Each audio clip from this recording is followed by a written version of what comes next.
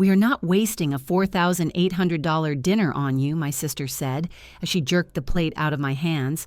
"Just leave your gift and go, Nora." The plate was warm a second ago, and then it was gone, swallowed back toward the Rochester Country Club kitchen, like I had stolen it. I stood there with my fingers still curled around the air where the dish had been. Music played, glasses clinked, dozens of guests cut into perfect steaks under soft amber lights while my table sat empty. My stomach tightened. I had been running errands for Brielle's wedding since early morning, skipping both breakfast and lunch, flowers, seating charts, boutonniere emergencies, last-minute fabric tape. Yet somehow I was the only person in this room told I did not qualify for the dinner I had paid for. My mother, Darlene, did not bother to whisper, "Do not start, Nora. This day is not about you.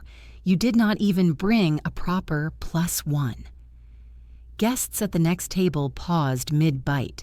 Someone muttered, "She has always been strange." Heat pricked my skin, but something inside me went colder instead of smaller. My father, Rick, swirled his wine like a judge about to deliver a sentence. "If you are going to pout again, just go home. You are stressing your mother out." I thought they would at least pretend for the crowd. I was wrong. "Important guests only tonight," Ethan added, adjusting his cufflinks without looking at me. "Staff eat in the kitchen." A server beside him hesitated, then gently lifted my chair away from the table and leaned it against the wall as if I were a misplaced coat.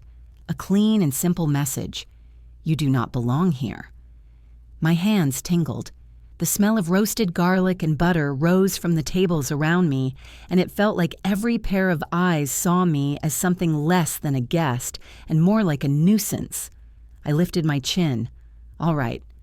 My voice did not shake. "I will go." Relief passed over my mother's face. Brielle gave a tiny, smug smile. My father drank again. They believed they had contained me. But after tonight, I said, I am done feeding this family. Guests froze. A fork clinked against a plate. Even Brielle blinked at the word feeding. They could not know I was thinking about years of bills in my name, years of transfers, years of rescuing them from consequences they created. I turned toward the ballroom doors. Candles blurred into streaks of light as I walked. I passed the VIP table and caught a man in a gray suit staring after me, not with pity but with recognition. I heard a server whisper he thinks she is the woman from the Northline Analytics article. My bank uses their program. I kept walking. My family did not hear a thing. They never listened anyway.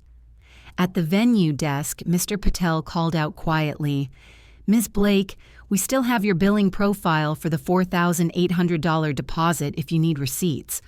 I stopped just long enough to answer. "Keep everything. We will need every line later." I looked back once at the ballroom doors. That glow, that music, those people who would never guess their perfect evening had cracked. If you have ever fed everyone and been treated like nothing, you already understand my story. You might not know how far it goes from here. If your own family ever used you as their wallet and then told you to leave, tell me in the comments. Someone scrolling might need your courage. I woke the next morning with the echo of Brielle's voice still scraping the inside of my ribs and the image of my plate being snatched away, still hanging in front of me. Yet the world outside my small apartment window in Rochester looked painfully ordinary as thin sunlight broke across the snow piled around the parking lot and the sound of a distant plow pushed along the asphalt, and for a moment I simply sat on the edge of my bed, trying to steady my breathing, letting the cold air remind me that I was back in my space, my one-bedroom apartment that smelled faintly of coffee and laundry detergent and freedom, even if that freedom often felt cramped and borrowed. My name is Nora Blake, and I am 30 years old, and on paper, I live a very simple life. I rent a modest unit on the east side of Rochester.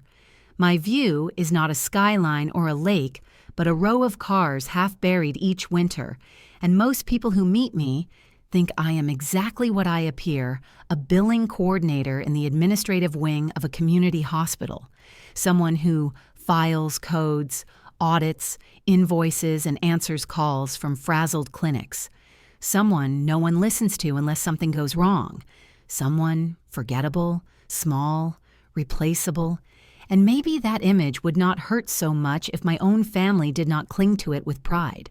Rick and Darlene Blake are what neighbors would call normal folks, a working-class couple who attend church enough to be recognized, but not enough to be known people who decorate for holidays and wave at the mailman people who beam when their younger daughter, Brielle, walks into a room but barely notice when I do.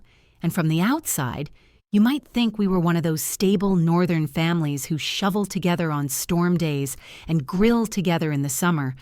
But inside that house, everything ran on an unspoken rule set by my father. If I am paying, I make the rules, and he liked reminding us of it, especially me.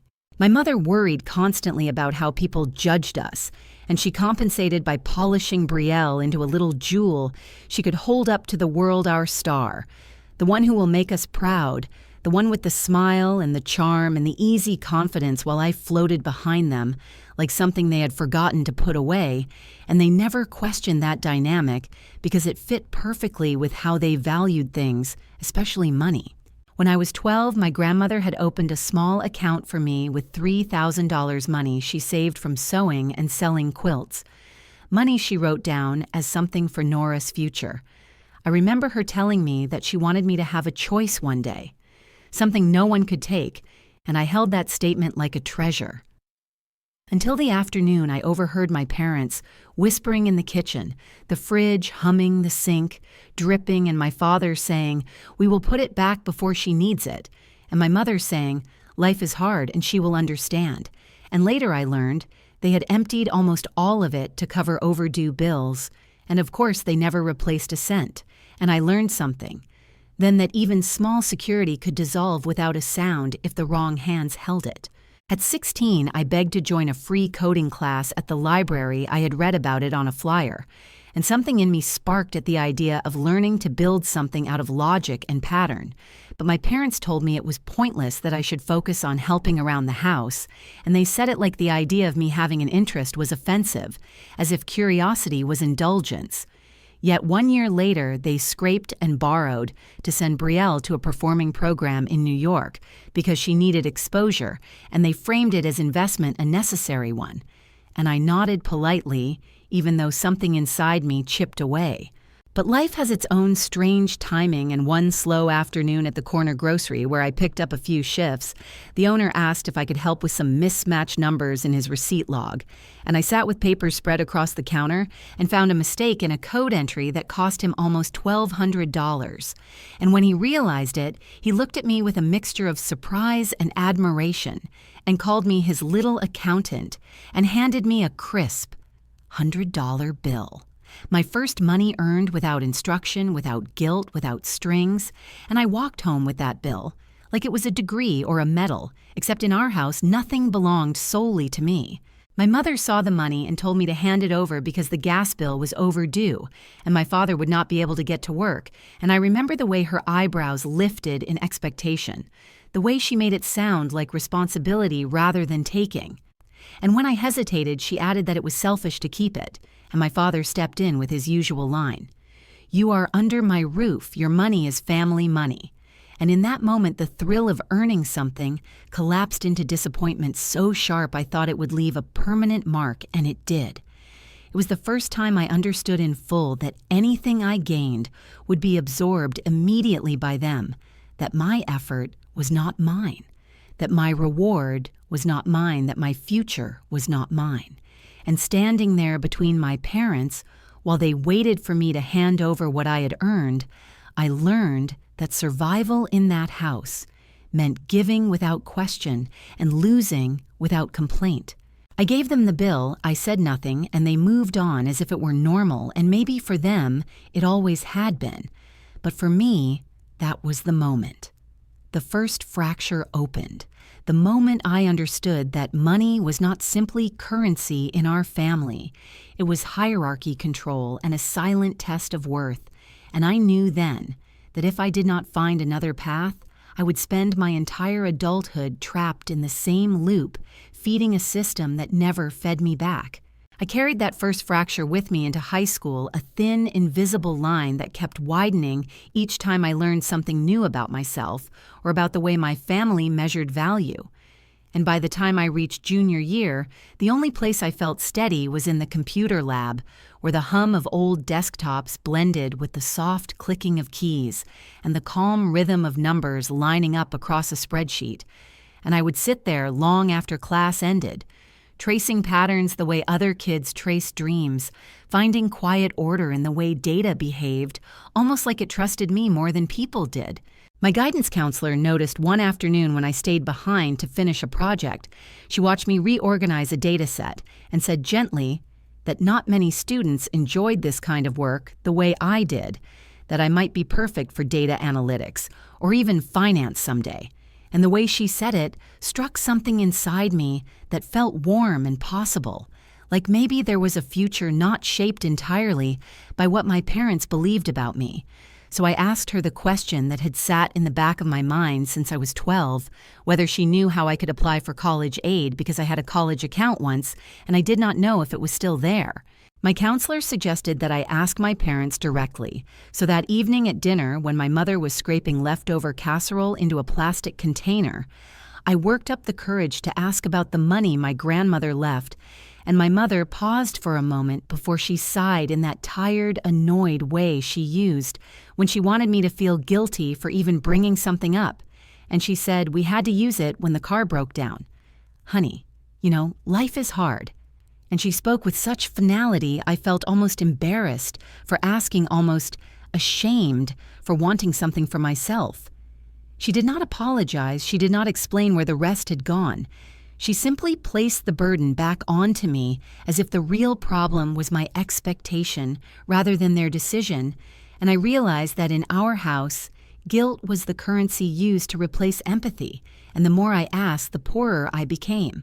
Still, I kept studying. I kept building small projects in class, but every time I showed interest in a course or after-school program, my parents brushed it aside, and when I turned 16 and saw a flyer for a weekend robotics class at the library, I knew not to even ask.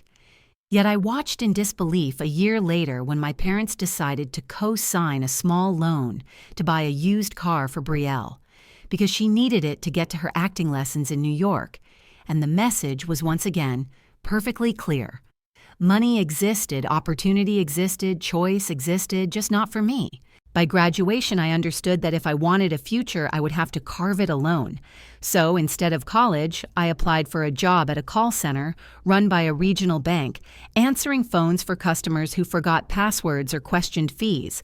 And though the work was draining and repetitive, I found myself quietly fascinated by the transaction logs I occasionally needed to review strings of numbers that told stories, patterns that hinted at mistakes or fraud, and I started noticing anomalies faster than the people trained to find them.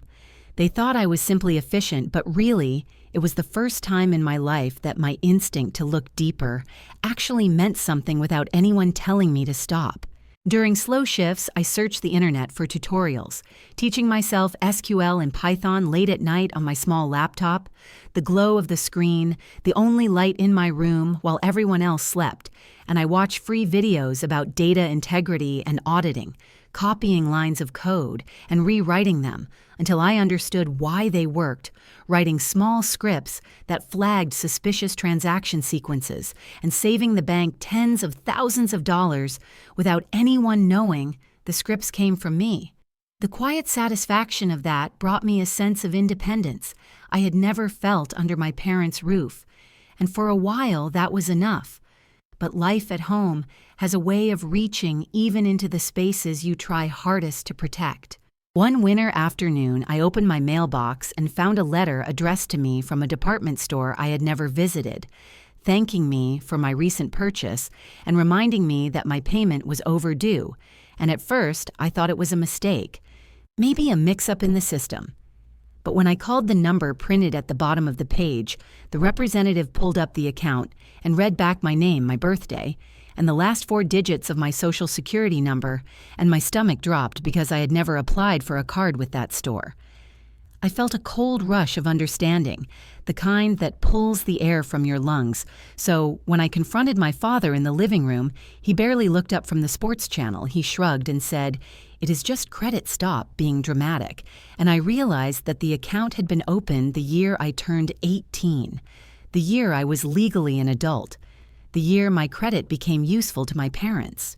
They had used my identity as casually as they used my time and my labor and my emotional obedience, and they did not see it as wrong. They saw it as convenient.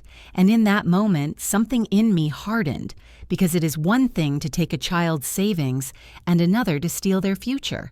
And it was clear that in my family, the boundary between need and entitlement had long dissolved. I went to my room that night with the letter still in my hand, and I sat on the floor for a long time, trying to breathe, trying to understand how a family could justify taking so much without hesitation. And the only answer that echoed through me was that they never expected me to have a life of my own. They expected me to stay small, stay useful, stay quiet, and the only way I would ever escape that pattern was if I built something stronger than guilt and louder than their control. I did not know it yet, but that was the seed that would grow into everything I eventually became. The discovery that my father had used my Social Security number without hesitation did not crush me the way it might have when I was younger. Instead, it ignited something sharper and more determined, and in the months that followed, I poured every spare hour into learning more. Staying late after my shifts at the bank call center, sitting with the data team when they needed help sorting transaction anomalies, letting the quiet thrill of uncovering hidden patterns anchor me in a world that finally rewarded what my family had always dismissed. And it was during one of those late nights that I met Liam and Zoe, two analysts who had the same restless irritation. I carried the sense that the tools we used were outdated and sloppy, that the fraud detection system we relied on was missing obvious flags, and after a long shift, we grabbed drinks at a dim little bar that smelled of fryer oil and old wood. And somewhere between shared complaints and tired laughter, Liam joked that we could build a better system in our sleep, and Zoe nodded and said someone should, and I felt the idea spark before anyone else did, because in my mind, the logic began forming itself. Pieces sliding together like they had been waiting for permission to surface. Within a month, the three of us met on weekends at Zoe's apartment, surrounded by takeout containers and whiteboards bought from a discount store, and we started building what would become Northline Analytics, a tiny side project built on stubbornness and instinct. And when we finally tested the prototype with a local credit union, they were stunned by how quickly it caught inconsistencies that their old software had ignored, and within a few weeks it prevented fraud attempts that would have cost them nearly $500,000 over the course of a year, savings so significant that they offered us a 3-year contract that felt unreal to hold in my hands. Liam and Zoe were thrilled and immediately began celebrating in loud, excited ways, talking about conferences and potential clients and future praise. But I stayed quiet because I understood exposure differently. I did not crave attention. I wanted safety. And when we formalized ownership, I insisted that my 40% be held through an entity I created, called Harbor Lane Holdings, a name that meant nothing to my family and would not attract the wrong kind of curiosity. And I let Liam handle public communication because he loved the spotlight, and Zoe handled client meetings because she thrived in rooms full of people. And I stayed behind the scenes, running the technical backbone, ensuring the system worked flawlessly, signing agreements electronically and declining invitations to events where people might ask questions about my life outside the company. At home, my parents still believed I answered phones all day. They repeated it to relatives. They dismissed my work with casual shrugs, and my father would say things like, "She just handles billing, nothing complicated," while Brielle would toss her hair and remark that at least her marketing job was real work, and there was a bitter comedy in knowing that the very systems banks used to judge people like them were now quietly tuned by me, that I was building a foundation strong enough to lift me out of their reach while they still imagined me stuck in the same small world they assigned me. As the first payments from Northline arrived, I used the money with a kind of strategic caution, paying off debts created in my name, clearing the damage from the store card. I never opened filing disputes, strengthening my credit. And then after months of research, I purchased a small duplex on the west side of Rochester, under an LLC, choosing a neighborhood on the rise, but not yet overpriced, repainting walls on weekends, hiring a contractor for the roof and a plumber for the outdated pipes. And even though it was small, it was the first thing in my life that felt truly mine-protected legally, in a way my family could not touch. Yet I continued to live in my modest apartment and kept my clothes simple. My car, the same old sedan with a sticky back window, because I understood that the less my family knew, the safer my progress became. I checked emails at night when the notifications were not competing with calls from my mother asking for help with bills, or texts from my father telling me to come home for chores. And during occasional FaceTime attempts from them, I would silence my laptop because I did not want them to see contract PDFs open behind me or hear the quiet alert of another deposit hitting my account. And it created an odd double life one, where I grew more powerful financially while still being treated as the family underachiever, the daughter who never did enough, and yet the more they dismissed me, the more clarity I gained about why I needed the distance and why I could never allow them to discover what I was building. It was a strange kind of loneliness being seen as a failure by people who did not know they were standing on the shoulders of the one they mocked. And on nights when I sat in my rented living room, surrounded by rental furniture, with the glow of spreadsheets lighting my face, I felt a deep, tired ache that was not sadness exactly, but the weight of pretending the effort of holding a truth too heavy to share with anyone who carried my last name. Yet there was also a thrill in it, a sense of control I had never known, because for the first time in my life, the balance of power was shifting quietly, invisibly, and entirely in my favor. I watched my parents and Brielle continue to live as though their roles were fixed, as though I were still the girl who handed over her $100 bill without protest, and I let them believe it because their ignorance became the shield that allowed me to grow, and every small victory, every payment, every contract, every decision made through Harbor Lane strengthened the divide between who they thought I was and who I was becoming.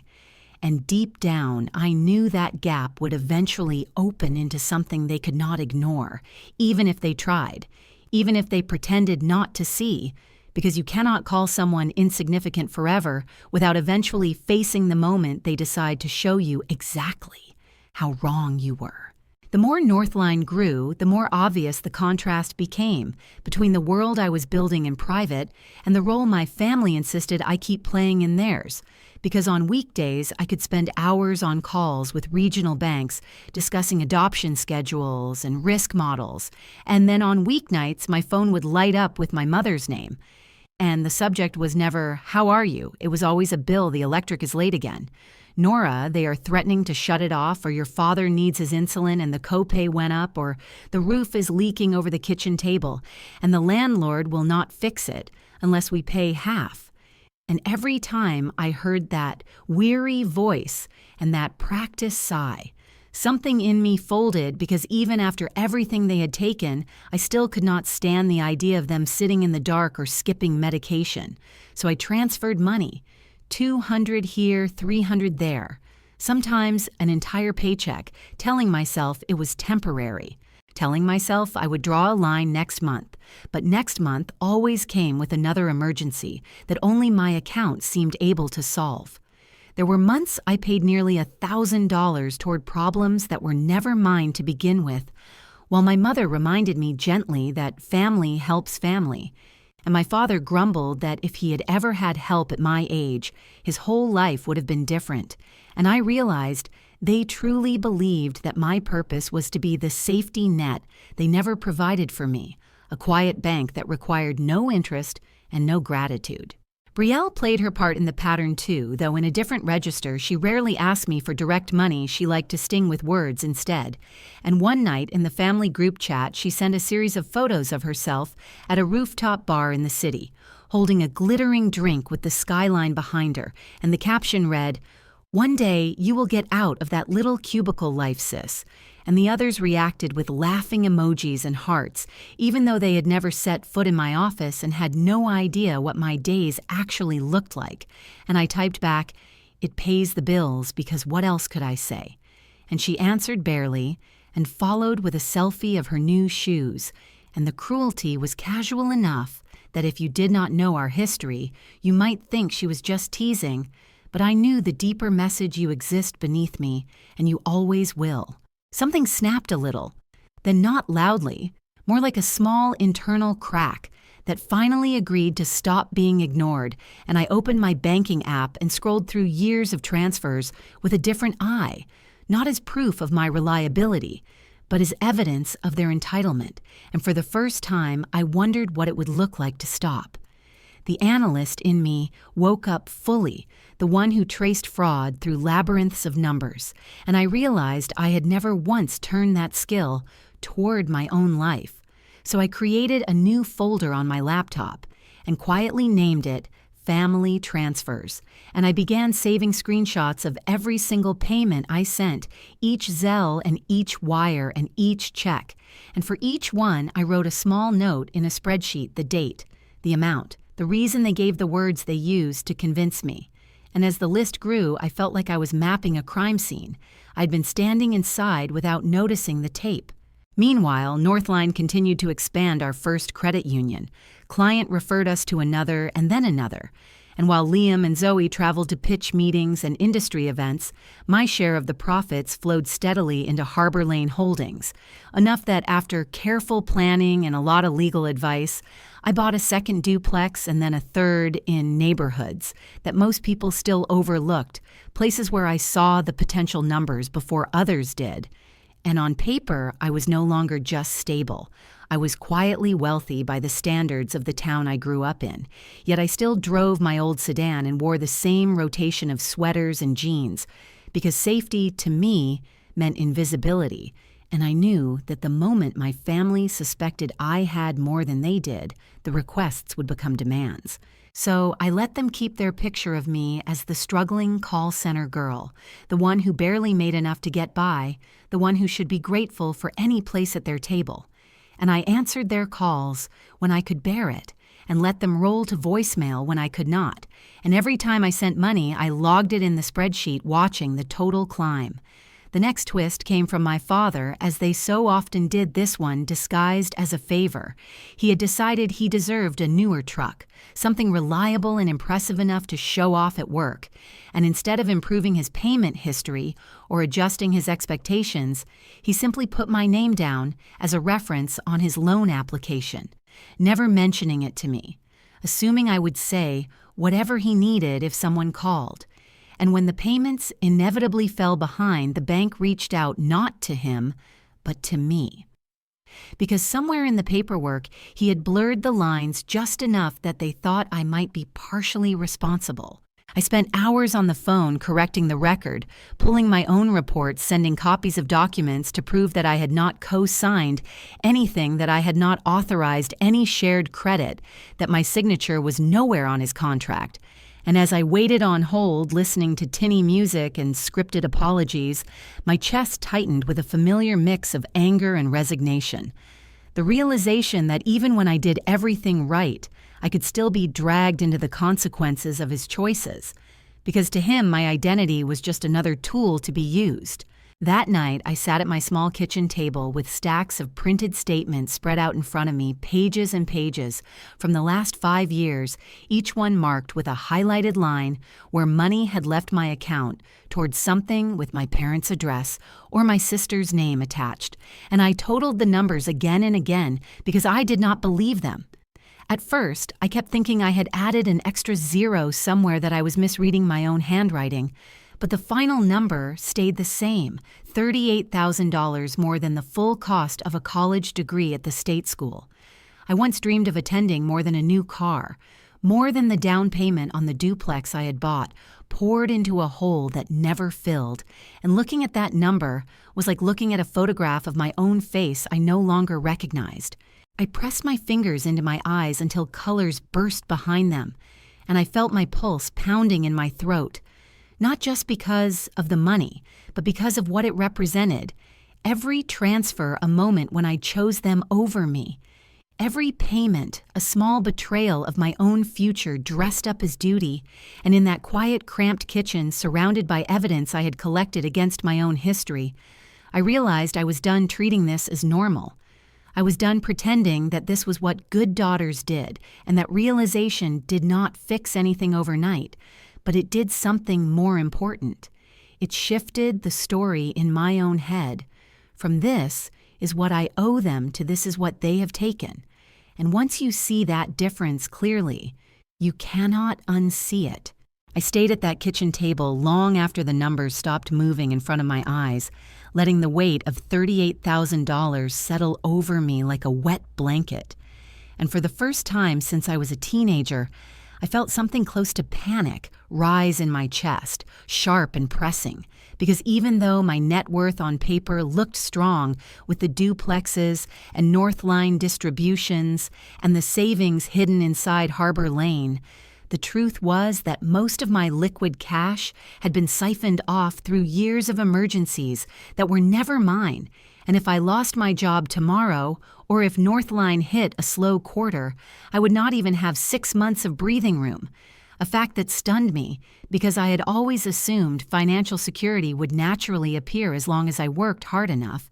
But now I could see that I had been building a life with one hand while my family quietly dismantled it with the other. I pressed my palms against my sternum, trying to slow my heart and force myself to breathe, counting slowly the way a therapist once suggested, back in a phase I could barely afford, and when the shaking eased a little, I reached for my laptop, hoping distraction would ground me, but the algorithm had other ideas because the first video recommended on my YouTube page was titled, "When Your Parents Use You as Their Retirement Plan Without Asking," and the thumbnail showed a woman around my age staring at a stack of bills with tears in her eyes. I almost scrolled past it, but something inside me clicked in recognition. So I tapped the video and listened, and with every point she made, I felt my stomach sink, because each red flag she described was one I had lived guilt, used as currency manipulation, disguised as duty identity theft, brushed off as normal savings, drained without remorse. And the comments were full of people saying they thought they were alone until they heard someone else speak the truth. By the time the video ended, I knew I could not keep playing the same role. I could not keep being the financial default button for people who saw me as convenient. And even though the idea of stopping felt terrifying, it also felt like the only way to breathe again. I decided to test something small first, something low risk but symbolic, and the opportunity came faster than I expected, because the next morning my mother called with her usual tone of exhausted expectation and asked if I could pay for the cable bill and the sports package, again since your father needs his football, and I almost said yes automatically. But something inside me paused and I said, "I will handle it in a minute." Then hung up and stared at the wall for a long second before calling the cable company myself. The account was under my name because years ago I had signed for it when my parents could not pass the credit check. So when I told the representative I wanted to cancel everything, they asked no questions, and 5 minutes later the service was gone. I waited for Sunday to arrive because I knew exactly what would happen, and when kickoff time came, my phone rang so violently it rattled across the counter, my father's voice roaring through the voicemail about the TV being down and how he could not believe I would mess with his game, and I let him leave 2 more messages before answering calmly and saying I stopped paying for things you yell at me over, and then hanging up before he could respond. The quiet afterward felt unreal, like a door had been cracked open and air was finally moving into a room that had been sealed for years. Emboldened, I took the next small step, opening my password manager and scrolling through all the subscription services tied to my account: Netflix, Hulu, Amazon Prime, each one shared by my family. Without them paying a single cent and without hesitation, I canceled them one by one, watching the confirmation emails arrive like tiny victories. That evening, my mother texted, "Why did my shows disappear?" And instead of explaining, I simply wrote, "Because you said I was just playing on my computer all day, and then I put the phone down and let the silence do the rest." I waited for the guilt to return, the familiar rush of shame that usually followed any hint of defiance. But instead, I felt a strange lightness. Not joy, exactly, but relief.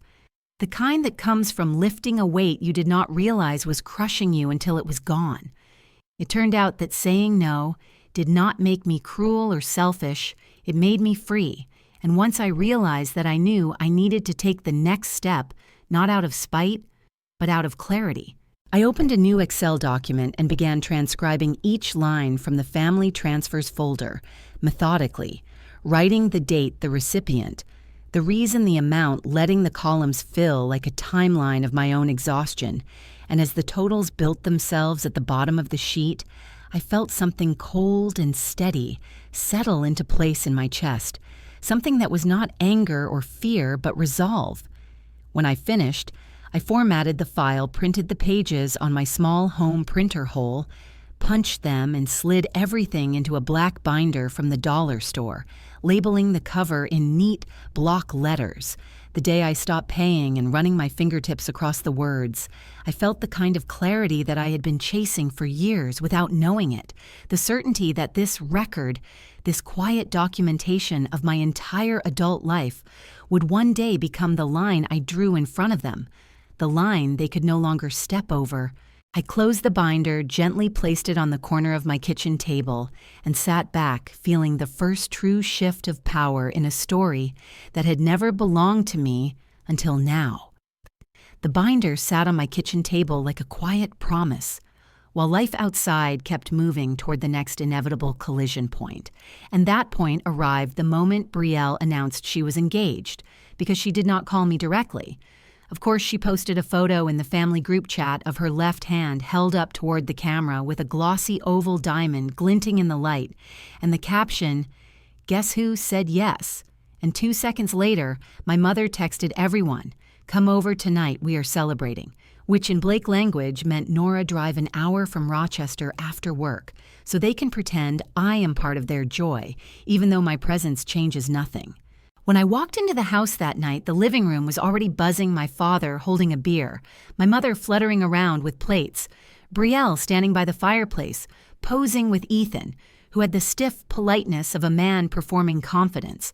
And when he said, "We are going to have a wedding this town will talk about for years," my mother clasped her hands like he had just announced world peace. Then came the first toxic slice of the night, because as soon as I set down my coat, my mother looked at me in front of everyone and said, "Your sister is doing something with her life. Maybe you will get there someday." And before I could swallow the sting, my father added, "At least she found someone who can provide." And Ethan laughed too loud and said, "Do not worry, Nora. You can help with the little stuff," which made Brielle smirk like they were all in on a joke about me being the family help. I stood there feeling the familiar heat in my chest, but I kept my face neutral because I had learned long ago that giving them emotion only made them push further. So I nodded and moved toward the kitchen, pretending to look for water while I let my pulse steady. Later, we all sat around the dining table eating my mother's over-seasoned lasagna while the conversation somehow drifted exactly where I knew it would.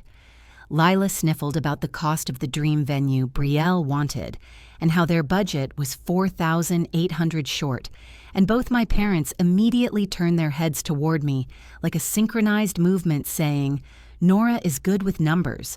She will take care of it." And I felt the shift inside me again, that old impulse to say yes out of reflex, colliding with the new voice I had been nurturing inside. I let the silence stretch just long enough for them to glance at each other before I said calmly, "I will pay the $4,800 deposit, but the contract stays in my name, and I am not signing for anything beyond that." And my mother nodded so quickly, It was clear she had not even heard the second half. She just heard the part where I agreed to pay, and that was enough for her. She said, "As long as you cover it, the paperwork can be whatever." And she waved her hand like my boundaries were small details not worth thinking about. But that detail mattered more than any of them knew, because when I told the venue coordinator I would handle the deposit, I also confirmed that the billing profile would remain under my legal entity, Harbor Lane Holdings, and that no additional charges could be applied without direct written consent from me. And the email that came back, confirming it felt like a small shield I had forged for myself. The cruelty did not stop there, though, because in the bridal planning group chat Brielle created, she sent a meme of a cartoon character holding a wallet open with cobwebs inside, and the caption, "When your broke sister finally does something useful," and my father commented beneath it, "She should be grateful we even let her be there," and something about watching them all laugh over the idea of my usefulness, while they spent a decade draining my bank accounts, made the air feel thick in my lungs, but I did not respond because the quiet was part of the strategy. Now let them think I was the same person they had always controlled, while I positioned each piece exactly where it needed to go. I reviewed the contract from the venue twice before signing it digitally, reading each clause with the eyes of someone who had spent years analyzing risk scenarios and financial vulnerabilities, and I made sure the terms were airtight, that the non-refundable deposit did not obligate me to the remaining balance, that the cancellation penalties did not attach to me individually, that no one could shift responsibility onto me later. The moment I saw Nora Blake Harbor Lane Holdings listed as the sole payer of the deposit, I felt a strange mix of anger and control anger, because they had cornered me into paying for something that had nothing to do with me and control, because for the first time, the structure was tilted in my favor, written in clear language they had not bothered to read. Meanwhile, the group chat buzzed with more jabs disguised as jokes, Brielle asking if I could also handle the napkins, since that seemed affordable for me, Ethan saying, "Make sure she actually shows up on time because she is always busy with her little job," and my mother chiming in with reminders that this wedding is about celebrating success, not bitterness, which made my father laugh again. I watched each message appear, and instead of letting it sink its usual hook into me, I added another note to my binder, keeping track of conversations that would one day matter, because I did not need to swing wildly to win. I just needed to be patient and precise. Every time they mocked me, it sharpened the clarity of what needed to happen next, and instead of shrinking, I stayed steady, replying only with brief acknowledgments that revealed nothing of what I was thinking, nothing of what I was capable of. They believed the old story that Nora would pay and smile and stay quiet forever, and the beauty of it was that for the first time I did not need them to see the truth yet.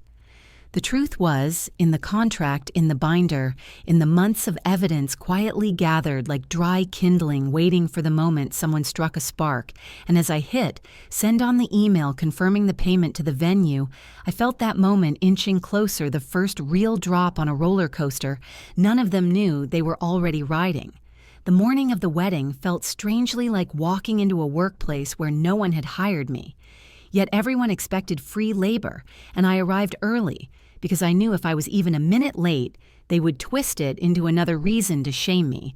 So I parked my old sedan behind a row of rented SUVs and walked into the venue carrying my small tote bag while the staff set up white chairs and floral arches that smelled faintly of eucalyptus. I found the seating chart in a stack of boxes and began aligning the name cards on the welcome table, trying to stay invisible. But Ethan spotted me quickly and pointed to 2 heavy crates near the stage, saying those need to be moved, and my mother appeared moments later, wiping at a streak on a tablecloth and handing me a damp towel, saying, "Clean this before anyone sees it," and the way they issued orders without a hint of thank you made me feel like an unpaid intern, instead of the person who had covered the deposit that made this entire day possible. When I was crouched near the entryway fixing a crooked sign, Brielle walked in with her bridesmaids trailing behind her like a shimmering entourage, and she glanced down at me with that dismissive tilt of her head I knew too well. Then she said loudly, "Make sure Nora is far from any cameras." She has a way of making pictures heavy, and the bridesmaids burst into laughter, some covering their mouths as if pretending to be polite while enjoying the cruelty. And I felt the heat crawl up my neck, but kept my eyes on the tape dispenser because reacting would only feed her performance. The ceremony itself unfolded like a play. I had never auditioned for rows of carefully dressed guests smiling toward the front, while I was guided toward a seat near the aisle. So far back I could barely see the officiant, and the irony of being hidden at an event partially funded by me sat bitter in my throat. Yet I sat still watching Brielle float down the aisle as if she were the star of some fairy tale, while I was the blurry figure the videographer would later cut from the final edit. After the vows and photos, we transitioned to the reception hall where chandeliers glimmered above white linen tables, and the energy was high people, clinking glasses, and offering congratulations. And when it was time for speeches, Brielle took the microphone with an exaggerated sigh of joy before launching into her carefully rehearsed gratitude, thanking friends for their support and Ethan for his love. Then she paused and said with a theatrical tone, "Some people support you emotionally your whole life. Others just send you angry spreadsheets," and the room erupted in laughter while my stomach dropped.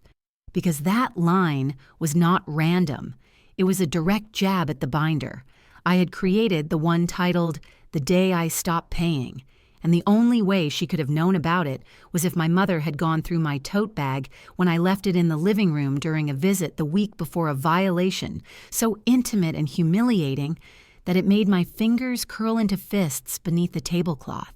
I swallowed hard, letting the moment pass through me without blinking, but something inside me hardened even further, a quiet vow sealing itself shut. Then came the moment that would etch itself into my memory with a sharpness I could not dull even if I tried. Because when dinner began and the servers carried out the plated meals, I reached for my fork out of habit, and Brielle suddenly appeared beside me. Her smile stretched too wide as she said, "You are not eating here, Nora. This is for guests, not for people who just pay bills," and she signaled to a server who removed the plate before it even touched the table, while Ethan pulled the chair slightly away as if to emphasize the rejection. And then Brielle added, "We are not wasting a $4,800 dinner on you." And my parents nodded as if this were reasonable, as if humiliation was the natural price of my existence. I stood slowly because remaining seated felt like participating in my own erasure, and the room seemed to hush just enough for my voice to travel when I said tonight is the last night I pay to be humiliated in this family. And though the words were quiet, they cut cleanly through the air, leaving my mother's mouth half open and Brielle's brows knitting in confusion as if she had never imagined I could speak with that kind of certainty. I walked away from the table, moving toward the far side of the room where the bar lights cast a soft glow, and I breathed in deeply, trying to steady the mix of anger and clarity swirling inside me. But before I could fully regroup, the venue manager, Mr. Patel, approached with a polite smile, asking if everything was all right, and then casually mentioning that the billing profile for the event was still connected to Harbor Lane Holdings and that any additional charges would need my approval. And as he said my name, a man in a gray suit standing nearby glanced over sharply, his expression tightening in recognition. He leaned closer to his companion and murmured, "Is that Nora Blake from Northline?" I had no idea she was related to them, and he typed something quickly on his phone as if relaying urgent information to someone else. And even though I pretended not to notice, my pulse shifted because for the first time all day, someone recognized my real world, the one my family never bothered to see, and the room felt subtly different, as if the truth was beginning to leak through cracks no one could seal.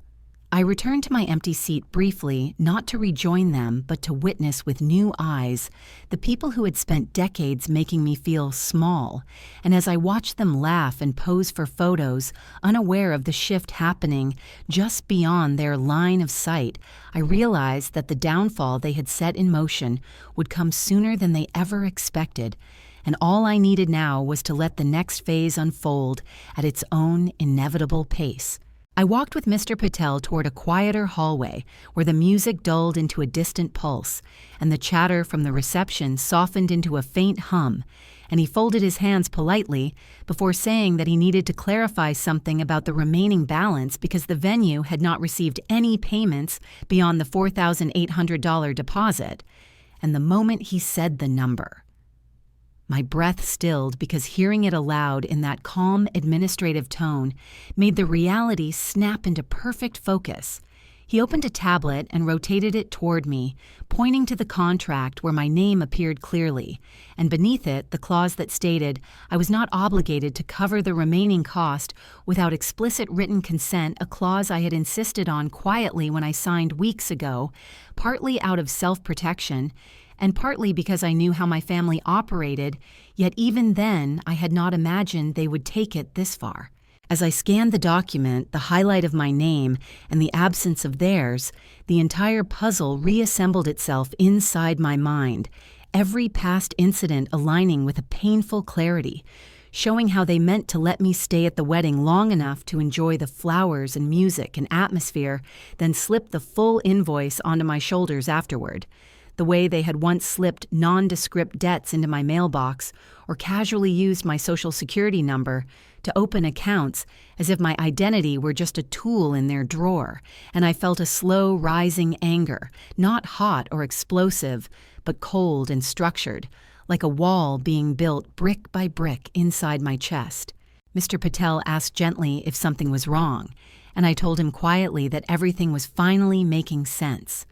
Then I steadied myself on a breath that felt strangely grounding and said, I want you to close my billing profile after tonight, and I would like to say a few words before any additional charges are assigned to anyone else. And he blinked once, as if surprised that I wanted a microphone instead of a private correction. But he nodded with a respect I had not expected from a man who had known me for only a few minutes, yet seemed to recognize the weight of what was unfolding.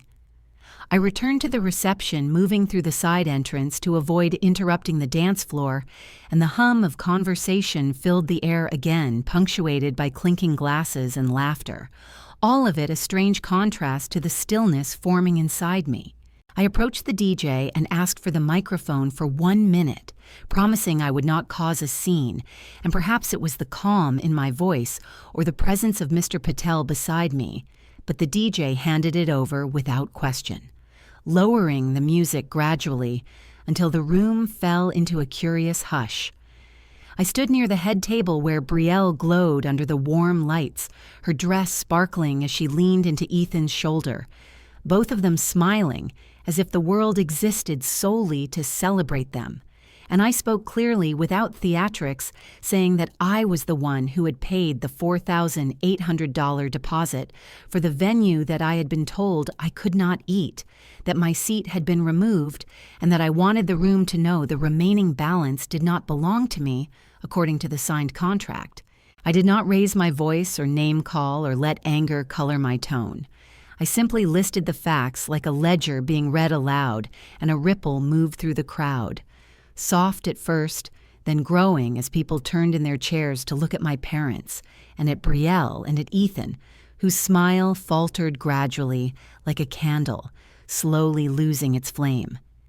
Then Mr. Patel joined me, his posture straight and professional as he took the microphone and confirmed everything, announcing for clarity that the only payment on file was a $4,800 deposit from Ms. Nora Blake, and that the remaining balance would be charged to Mr. and Mrs. Blake and Mr. and Mrs. Cole. And in that moment, the room shifted sharply as dozens of eyes swung toward my parents, who stiffened in their seats. My mother clutching her napkin so tightly it wrinkled into a knot. my father swallowing hard as he tried to hold his expression neutral, while the weight of embarrassment began pressing heavily onto his shoulders. The atmosphere thickened with whispers, some sympathetic, others shocked, and before my family could gather themselves, the man in the gray suit approached the center of the room, excusing himself from his table, before introducing himself as Mark Rivers, Chief Financial Officer of a regional bank, and he looked directly at Brielle and Ethan with a measured calm as he said it was interesting timing because their fraud detection department ran on software created by Northline Analytics, and he had met one of the founders last year whose name happened to be Nora.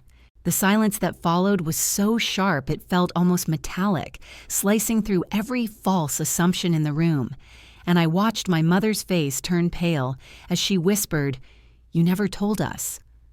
While my father clenched his jaw so tightly, he looked as though he might crack a tooth, but neither of them said anything else because the room was no longer on their side.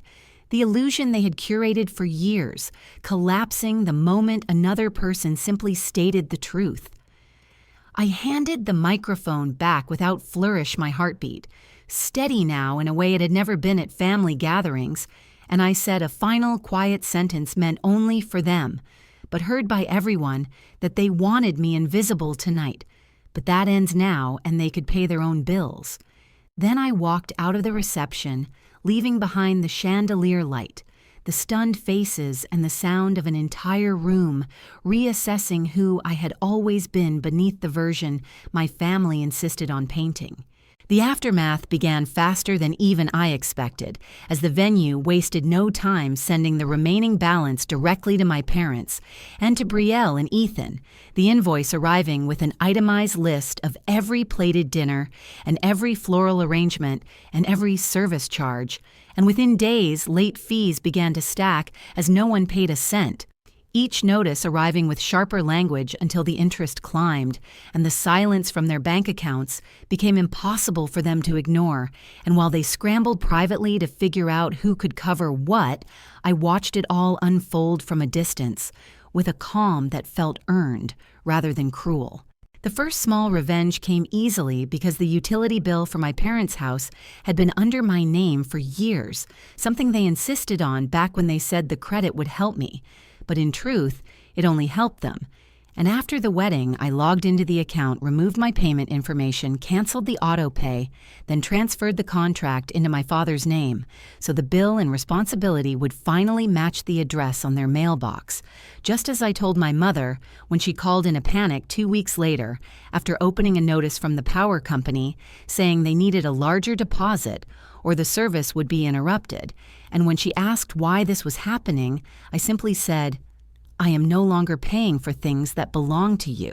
It was not said with spite, only with finality, but she reacted as if I had committed a betrayal, rather than corrected one sputtering about family loyalty, while ignoring the decades I had funded their comforts without complaint, and I let her speak because it no longer moved me the way it once did.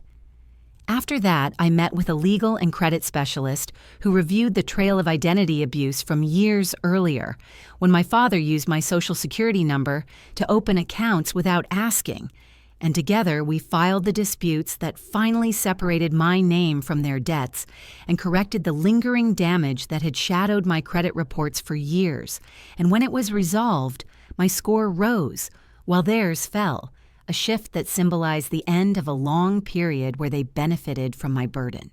The ripple began reaching Brielle and Ethan when they attempted to apply for a loan for a small real estate project they had been bragging about for months, and the application was rejected because their financial behavior surrounding the unpaid wedding bill triggered risk flags, and since the bank processed risk through Northline's system, the inconsistency was caught quickly, and Mark Rivers sent them a discreet but firm message saying, "If you cannot pay your wedding bills, you are not a reliable candidate for our portfolio." A sentence that hit them harder than any insult they ever threw at me, because it came from the very world they wanted so badly to be recognized by. They tried to blame me, of course claiming that my involvement with the company made them look suspicious, but their patterns spoke for themselves, and the system followed data, not emotion. Something they never understood, and something I no longer bothered to explain. I pulled back from all the other invisible labor I used to do for them, including preparing their taxes every spring, which I had done for free since I was 23. And the following year, they attempted to file on their own, made several errors, and soon received a letter from the IRS requesting additional payment due to inaccuracies. And although my mother called crying, saying she did not understand the numbers and begging me to look it over, I told her calmly that I no longer correct mistakes I did not make, and the silence that followed was the first time she truly understood that my no was permanent. Meanwhile, my life continued to expand quietly but steadily as Northline secured another deal with a small regional bank, and the revenue distribution increased my personal reserves enough for me to purchase a fourth duplex through my LLC, a property that needed some renovation but held strong rental potential. And the satisfaction I felt had nothing to do with flaunting my success and everything to do with the freedom of finally building something that existed entirely outside the reach of my family's demands. I decorated my new office corner with plants and framed prints, subtle reminders of ownership that did not require validation from anyone else. And when I walked through one of my buildings to meet a new tenant, I felt a kind of grounded confidence that came not from being wealthy, but from being untethered from a cycle that had drained me for years. What surprised me most was how light my days felt when I stopped being their automatic solution. The countless small emergencies that once interrupted my life, disappearing one by one as they were forced to manage the consequences of their own decisions.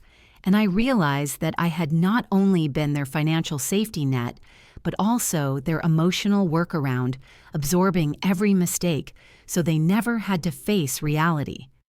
Now, reality faced them on every front, from the electric bill to the overdue wedding invoice to the denied loan, and each moment served as a natural correction rather than revenge for revenge's sake.